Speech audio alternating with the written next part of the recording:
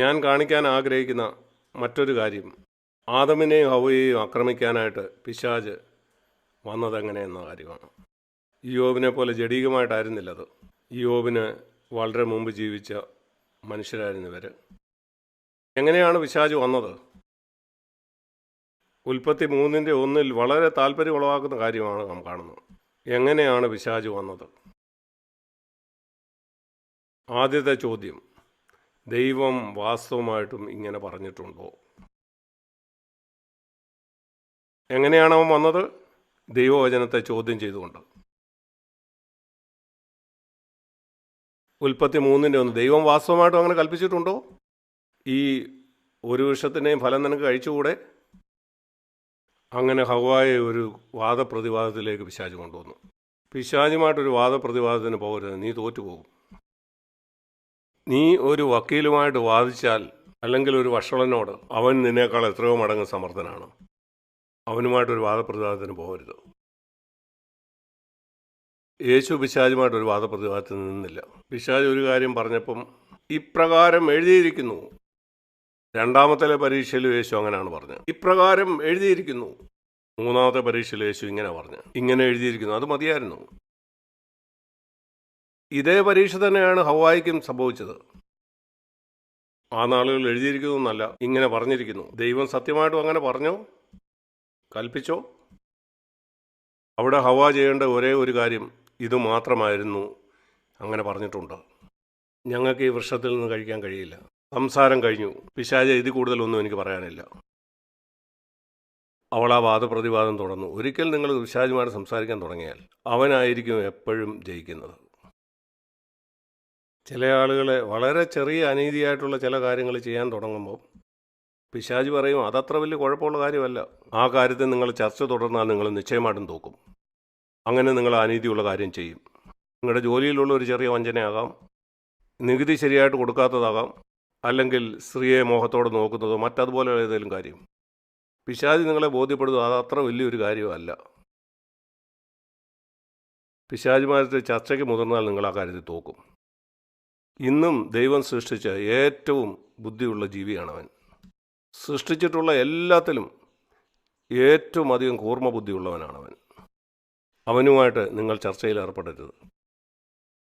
ഇങ്ങനെ എഴുതിയിരിക്കുന്നു എന്ന് പറയുന്നത് മാത്രമാണ് അവനെ ജയിക്കാനുള്ള ഒരേ ഒരു വഴി.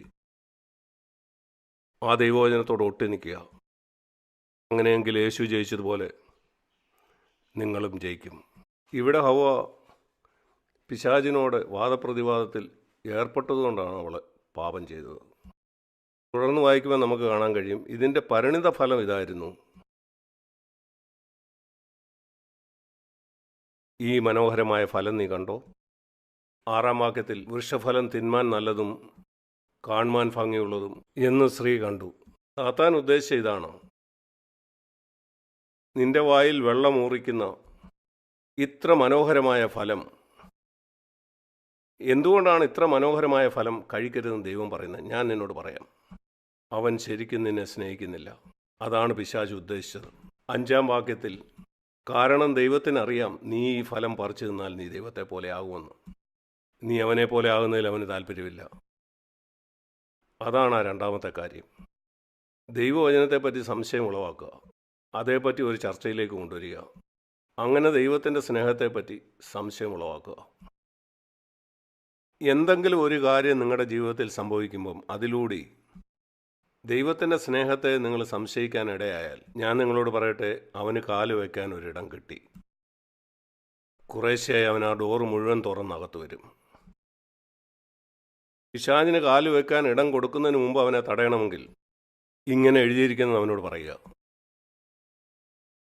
ദൈവം നിങ്ങളെ സ്നേഹിക്കുന്നില്ലെന്ന് പറയുവാൻ അവൻ നിങ്ങളെ പരീക്ഷിക്കുമ്പോൾ അവനെ ശാസിച്ചുകൊണ്ട് പറയാം, ദൈവം എന്നെ സ്നേഹിക്കുന്നു. എന്നെ സ്നേഹിച്ചുകൊണ്ടാണ് അവൻ്റെ ഏകപുത്രനെ എനിക്ക് തന്നത്. നിനക്കെങ്ങനെ പറയാം എന്നെ അവൻ സ്നേഹിക്കുന്നില്ലെന്ന്? എന്തുകൊണ്ടാണ് നിൻ്റെ കുഞ്ഞ് രോഗിയാകാൻ അവൻ സമ്മതിച്ചത്? എനിക്കറിയില്ല. എന്നാൽ എനിക്ക് വേണ്ടി യേശു മരിച്ചു, അതെനിക്കറിയാം. എന്തുകൊണ്ടാണ് നിൻ്റെ കുഞ്ഞ് മരിച്ചത്? ദൈവത്തിന് തടയാമായിരുന്നില്ലേ? എനിക്കറിയില്ല. എനിക്കറിയാം ദൈവം എന്നെ സ്നേഹിക്കുന്നെന്ന്. കാൽവറി ക്രൂശിൽ അത് അന്നേക്കുമായിട്ട് തെളിയിക്കപ്പെട്ടിരിക്കുന്ന കാര്യമാണ്. അവൻ എനിക്കായിട്ട് ആ ക്രൂശ് മരിച്ചപ്പോൾ. പിശാചിനെ എതിർക്കാനായിട്ട് ഇത് അറിയേണ്ട വളരെ പ്രധാനപ്പെട്ട കാര്യമാണ്. ദൈവത്തിൻ്റെ സ്നേഹത്തെപ്പറ്റി എനിക്ക് ദൈവം തന്ന വെളിപാട് ഞാൻ നിങ്ങളോട് പറയാം.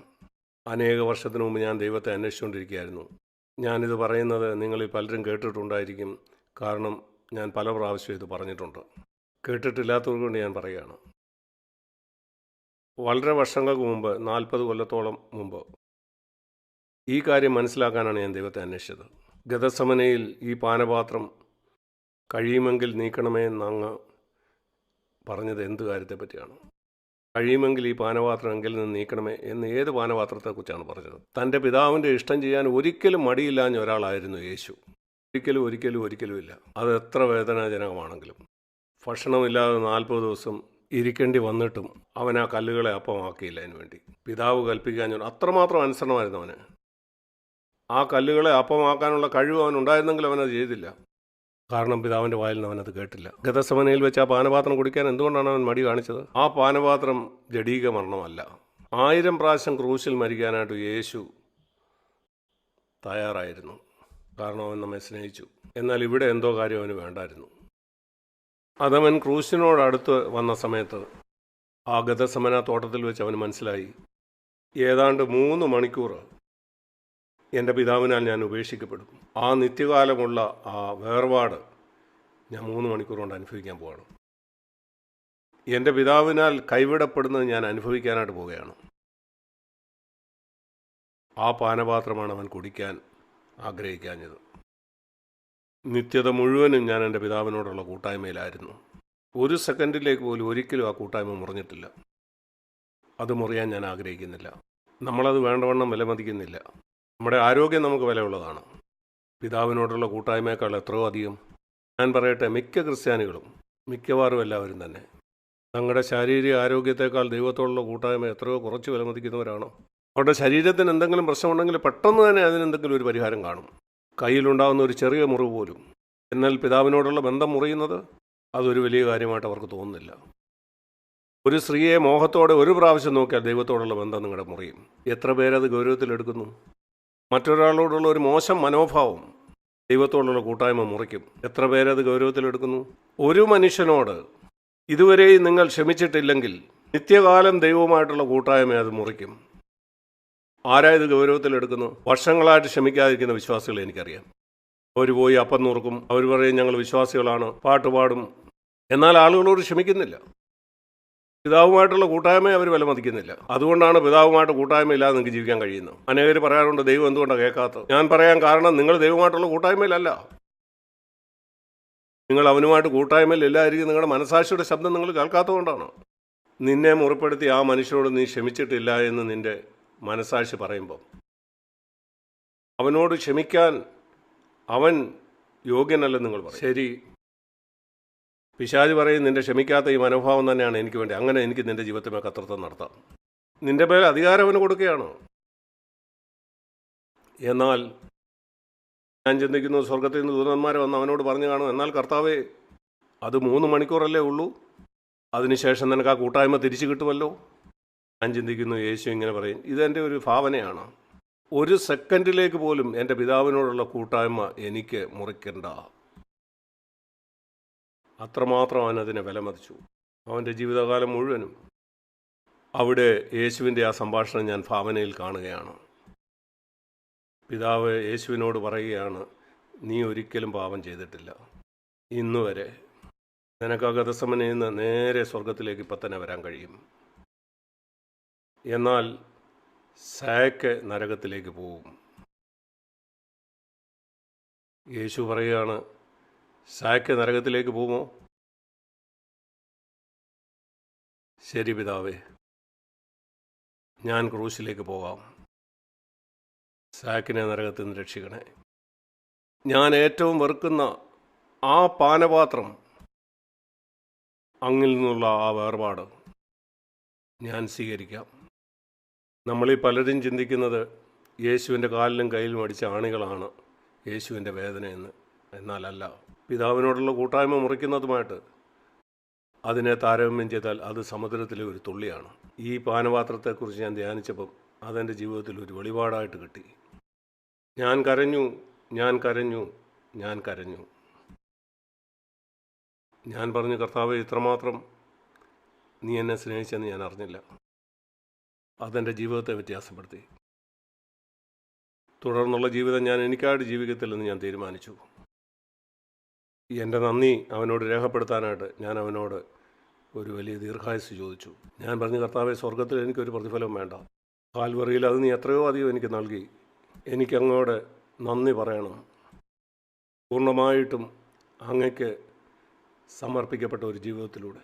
ഞാൻ പണത്തിനായിട്ട് ജീവിക്കുകയില്ല, പണത്തിനു വേണ്ടി പ്രസംഗിക്കത്തില്ല.